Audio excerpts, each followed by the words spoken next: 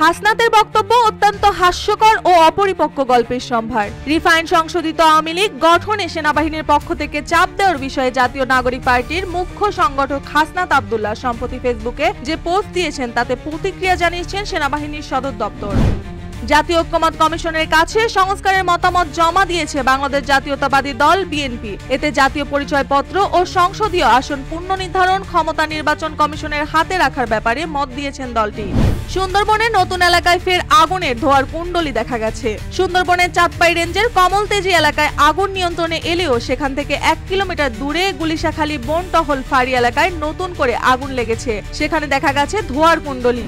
5 August বৈষম্য বিরোধী ছাত্র আন্দোলনের সময় আশুলিয়া 6 জনের মরদেহ পুড়িয়ে ফেলার ঘটনা দায়ের করা মামলার তদন্ত শেষ হয়েছে বলে জানিয়েছেন চিফ প্রসিকিউটর অ্যাডভোকেটর তাজুল ইসলাম।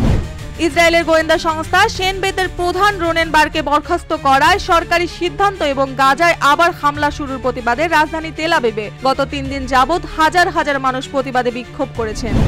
খুন নাকি আত্মহত্যা? সুশান্তের অপমৃত্যুর মামলায় চূড়ান্ত প্রতিবেদনে কি আছে? আত্মহত্যা করেছিলেন সুশান্ত সিং রাজপুত। তার মৃত্যুর ঘটনা নিয়ে চূড়ান্ত প্রতিবেদনে এ তথ্য উল্লেখ করেছেন ভারতীয় central bureau of investigation.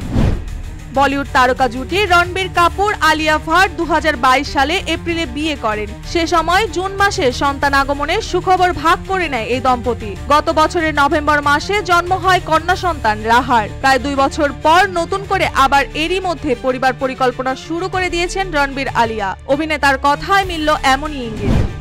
সদ্যই bowling নিষেধাজ্ঞা থেকে মুক্তি মিলেছে সাকিব আল হাসানের। ইংল্যান্ডে 3য় বোলিং পরীক্ষায় উত্তরণের পর এই সুখবর পেয়েছেন তিনি। সাকিব বলেন, এই সময় বিবিসি তাকে চ্যাম্পিয়ন ট্রফির স্কোয়াডে নেননি, কারণ নির্বাচকরা তাকে শুধু ব্যাটার হিসেবে খেলাতে চাননি। যদি বিবিসি তার সঙ্গে আরও ভালোভাবে যোগাযোগ করত তবে তিনি অনেক খুশি হতেন।